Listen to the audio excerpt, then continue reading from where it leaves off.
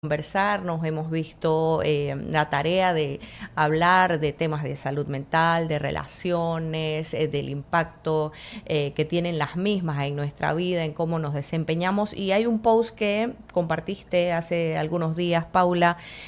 Hablabas de no es tu culpa su mal humor, sus gritos o su frustración, son su responsabilidad, no el resultado de algo que hiciste mal. ¿Cómo abordamos este tema de forma responsable para poder llevar nuestras relaciones a un nivel donde de alguna manera nos sumen, nosotros sumar a ellas y no nos afecten? Bienvenida, buenos días. ¿Qué tal? ¿Cómo están? Buenos días. Bueno, voy a empezar respondiendo a la pregunta y voy a tocar el tema de hoy que tiene que ver con eso y tiene que ver con eh, ser víctima o ayudar a la víctima y desde qué lugar nos vamos a plantar ante situaciones de maltrato, porque el maltrato comienza en casa y no nos dimos cuenta.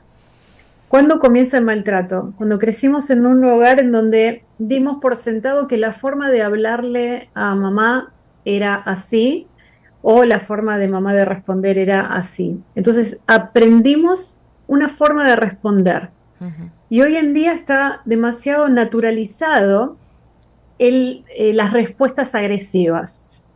Las respuestas agresivas, los gritos, el ninguneo, el destrato.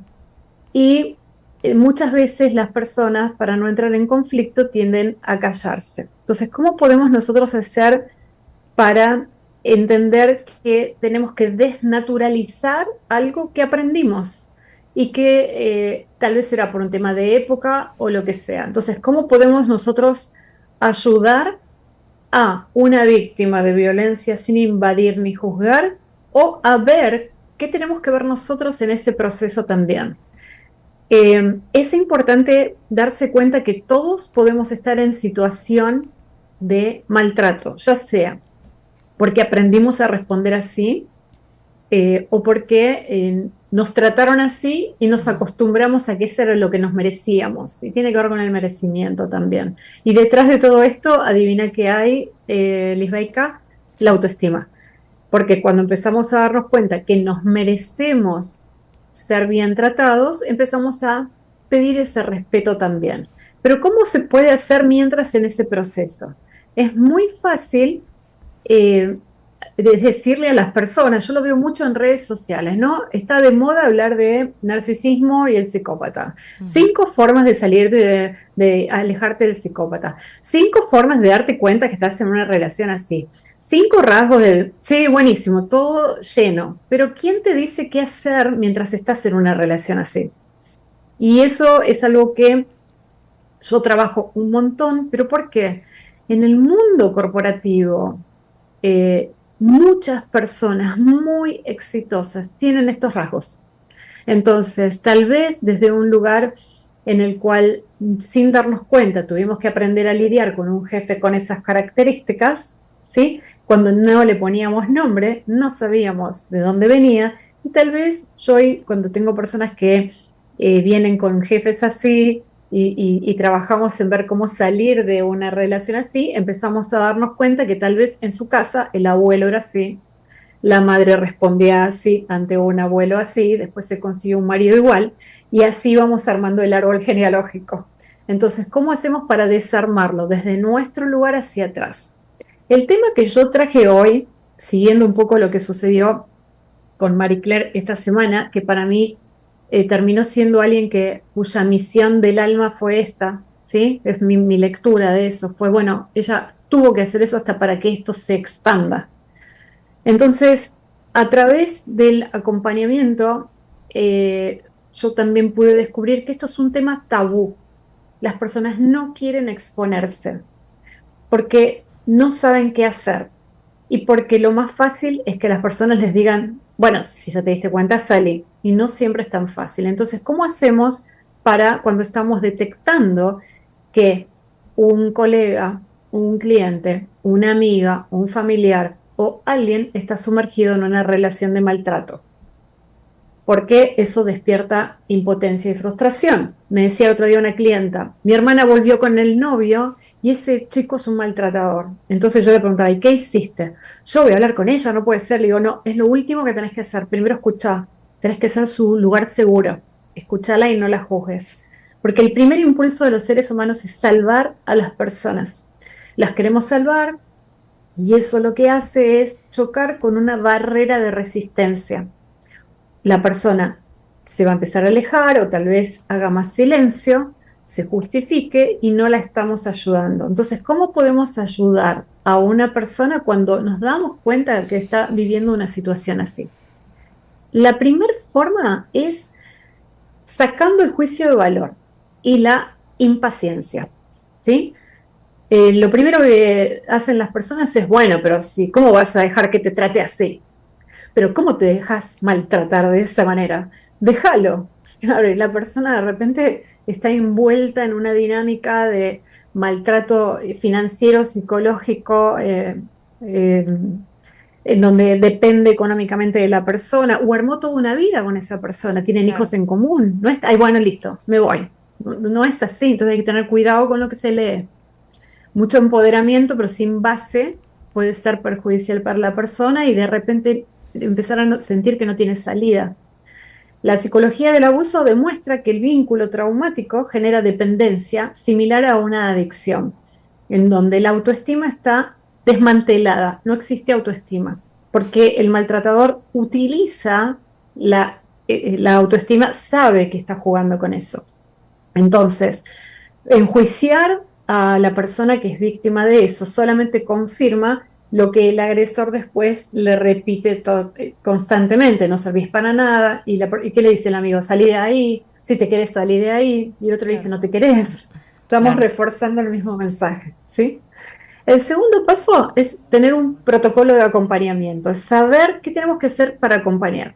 Lo primero, escucha activa y validar, es decirle, te creo, no es tu culpa, estoy acá para cuando estés lista, puedes contar con mi casa, puedes contar conmigo, llámame cuando necesites, mándame un mensaje, estoy para vos. Después es ofrecer ayuda concreta, no dar órdenes. La ayuda concreta es, mira, si necesitas un lugar para dormir, sabes que a cualquier hora me puedes llamar. ¿Querés darme las llaves de tu casa por si necesitas algo? ¿Querés que tengamos un mensaje por si estás en riesgo? Un mensaje en clave. Mi casa está abierta. Después es respetar los tiempos de la persona. El proceso de salida de una relación abusiva puede tomar años. Puede ser por momentos que te animás, por momentos no. Por momentos me ha pasado a mí que venga una empleada a pedirme que la acompañe a hacer una denuncia a la comisaría. La acompañé a hacer la denuncia a la comisaría y después de hacer la denuncia no volvió a aparecer por mi casa. Wow. Sí, yo nunca, siempre me quedé con la duda de si le habrá pasado algo o se habrá arrepentido porque volvió con la persona y no quiso volver acá. O quizás quizás por vergüenza, o no por quiso vergüenza, o hablarte. exactamente. Después tener recursos para derivar. Muchas veces tenemos que saber dónde están los propios límites, porque el entorno, a veces tengo clientes que me dicen, no, que lo hablé con mi amiga, y la amiga no tiene recursos, no puedo hacer esto con cualquier persona. Tenemos que armar una red de ayuda, que la persona hable con un terapeuta, que hable con un abogado, con la policía, llegado el caso, pero en un ambiente muy cuidado, en donde esto no se abra demasiado. La persona tiene que sentir que está protegida, ¿sí? Y también saber, por ejemplo, en Panamá creo que está el INAMU, o es el Instituto para la Mujer, Sí. saber a qué institutos recurrir por las dudas también. No tenerle miedo a eso. Y no tenerle miedo a las amenazas de las personas que están haciendo este tipo de trabajo, porque van socavando la autoestima y te hacen creer que no tienes salida. Y sobre todo, trabajar la autoestima. ¿Yo por dónde empezaría? Si ustedes me dicen, ¿por dónde, Pau, qué le dirías a una persona? Primero, que se anime a hablar, ser la persona segura de alguien y ayudarla a trabajar la autoestima. ¿Cómo hacer para que esa persona vuelva a quererse? Deje de preguntarse por qué me encontré con esto, si yo no hice nada malo, si yo lo traté bien, si yo quise a su familia, si yo hice todo lo que tenía que hacer una madre, por qué me engañó, por qué me maltrató, por qué me robó, por qué era lo que tenías que vivir para quererte, para aprender y para armar tu salida de esa situación. Entonces, que es un poco lo que hemos visto detrás de la situación esta de la semana pasada y que está en cada hogar. Si ustedes empiezan a prestar atención, cuando empezamos a prestar atención a las formas, se van a dar cuenta que estamos rodeados de esa forma. Y no sabemos qué es lo que pasa dentro de las casas cuando estamos rodeados de esa forma. Está tan instalada la forma como algo normal. Bueno, pasa que el jefe vino como de mal humor, cuidado, no nos acerquemos. Ayer perdió River. Yo tenía un jefe que teníamos que investigar qué equipo había ganado el día anterior para ver cómo iba a venir al día siguiente, ¿no? ¿Y si perdía Y su yo decía, equipo? pero entonces, ¿qué genera? Hay algo que genera y es vivir ambientes inseguros. Y nadie merece vivir en un ambiente inseguro, porque el ambiente inseguro genera desestabilidad emocional, genera tensión física, genera enfermedad. Poco a poco nos vamos enfermando. Entonces, el tema da para mucho, se puede abrir en un montón de aristas. Quiero, quizás con tu mensaje también invitas a la proactividad, Paola. O sea, ser amigo, ser familiar, ser cercano a una persona que está atravesando por esto y quizás no tener las herramientas o la escucha desarrollada para poder identificar o escuchar sin enjuiciar, es algo que quizás lleva algo de tiempo para que puedas desarrollar y puedas sostener a una persona como esta. Y te digo, invita a la proactividad porque no podemos ser solamente personas que observamos la situación, sino que de alguna manera involucrarnos para sostener a la persona y acompañarla en el camino que, como bien lo mencionas, puede demorar años. ¿Qué puede hacer alguien que quisiera ayudar a alguien que esté en una situación de esta naturaleza y no sienta que tiene las herramientas para sostenerla? ¿Qué hacer? Se puede quizás educar, quizás buscar ayuda profesional y a quién escuchar también, porque como lo mencionaste en principio, en redes sociales escuchamos a cualquier cantidad de expertos diciéndonos, estos son los 5 pasos para esto, sigue por aquí, haz estas 3 cosas y el problema está resuelto, y lo cierto es que no ocurre de esa manera. ¿Qué hacemos? Bueno, primero, para elegir profesional, miren los testimonios en la página del profesional. Entren a la página del profesional y fíjense si esa persona tiene autoridad, trayectoria, qué dicen sus clientes, qué logró con los clientes. Eso principalmente, porque hoy en día cualquiera presiona inteligencia artificial, tira el tema, te crea un Wow, artículo, lo bajas, lo protocolo. subís a la plataforma y lo vendiste y ya está, y aparte te genera el video y lo grabás. Con lo cual, sepan, no se dejen embaucar con eso. Por otro lado, también hay terapeutas que ni siquiera saben trabajar esto. A mí me ha pasado tener terapeutas frente a mí que me digan, y bueno, es 50 y 50 la responsabilidad. Si hay un hombre que maltrata es porque hay una mujer provocándolo. Y les hablo de gente eh, que trabaja en mi Reconocida. país también, ¿no? O sea, y yo escuchar eso y decir, no es así. No es así bajo ningún concepto y nadie merece que levanten la voz ni que los maltraten. Y en todo caso, esa persona tiene que trabajar qué le pasa con su gestión de las emociones. Nadie merece eso. Si alguien te está pinchando, si alguien te está provocando, lo que tenés que hacer es, y te dan ganas de salir y gritar y hacer algo porque somos seres emocionales, vas a un terapeuta, a un mentor, a un coach, a trabajar tu gestión de emociones. Uh-huh. Que eso no es estar enfermo, simplemente es aprender a ver cómo hago para sacar eso que me enoja. Y desde ese lugar, gestionando emociones, me doy vuelta y le puedo decir a mi pareja, disculpa, sé que cuando me hablas así me enoja mucho. No es lo mismo a devolverlo con una agresión, ¿no? Y fíjense que esto pasa mucho en la calle también. Pasa en la calle, si alguien te toca el auto, las reacciones pueden llevar a situaciones más graves todavía. Entonces, ¿qué puedes hacer? Primero, te puedes entrenar con alguien que maneje el tema. Hay muchas personas muy buenas manejando este tema.